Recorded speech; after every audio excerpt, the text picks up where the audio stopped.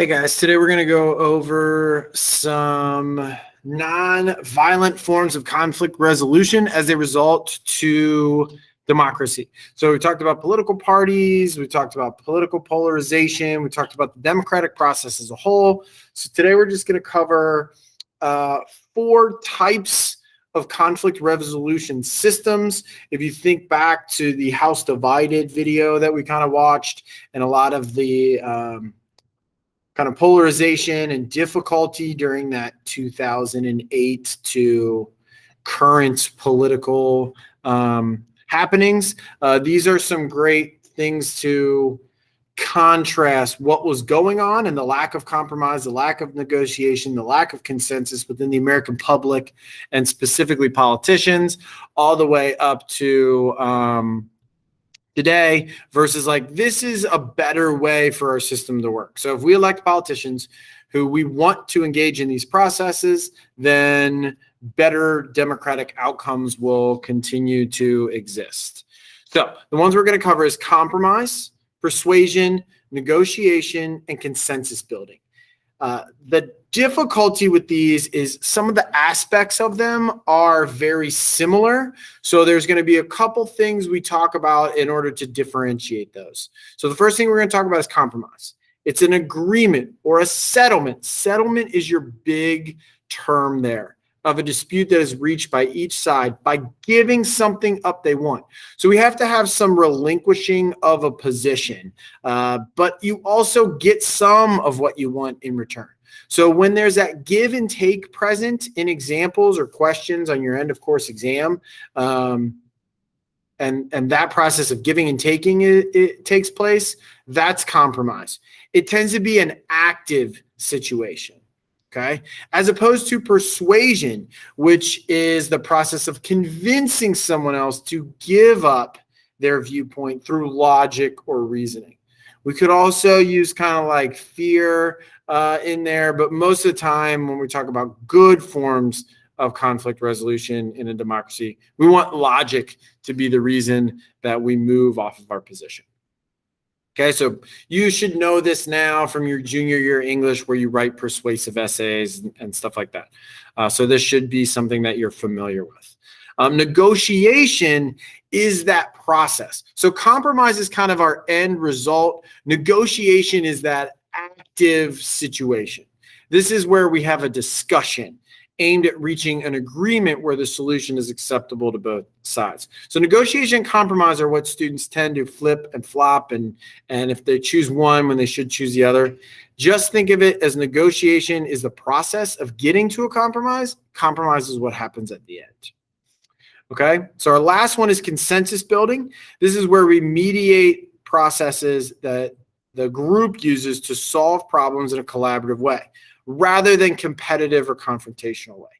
This is like generating a broad consensus on what is best for everyone, right? Kind of bringing in as many shareholders and stakeholders in the process as we can.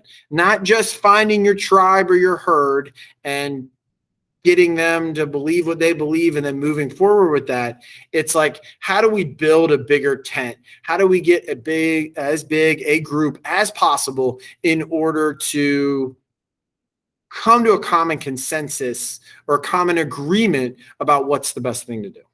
Okay, so let's go through these in terms of like what they look like with some little Family Guy demographics. Right, so Stewie's like, I want 1, 2, 3, and 4, and Brian's like, I want my 1, 2, 3, and 4. Compromise would be where we shift that, and now you see it's that active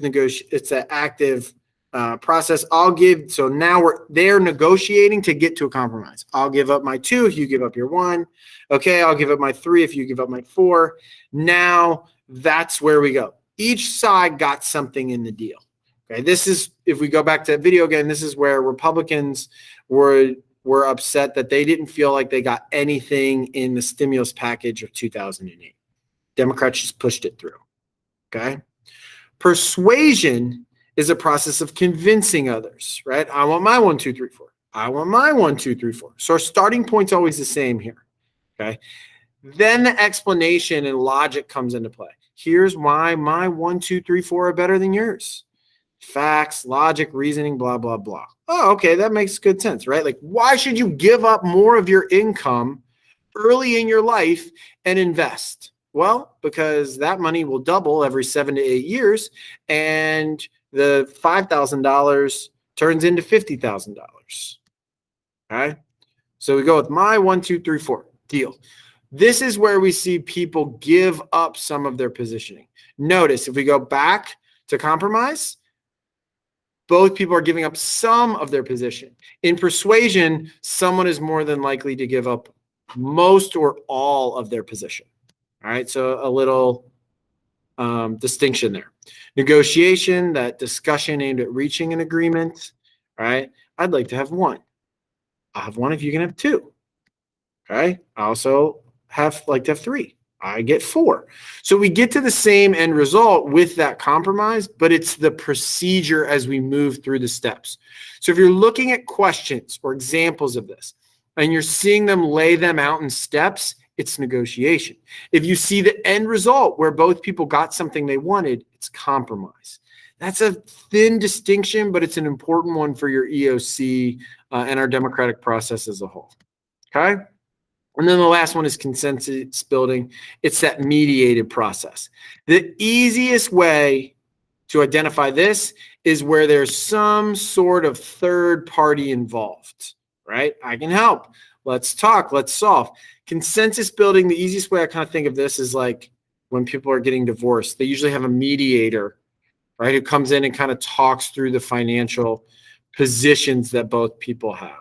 Right? So tell me what matters to you. How can we solve this problem? Right? Based on what we've talked about, these are the best things. And then hopefully people can agree to those. All right. So building consensus on what most people can agree on is consensus building. But the big distinction here is there is a third party at play. Okay. So that's it for today. Those are those 4 things. There is a sample set of practice questions that go along with these. So I will load those on Google Classroom, give them a try, and we will see how you guys did when we get back.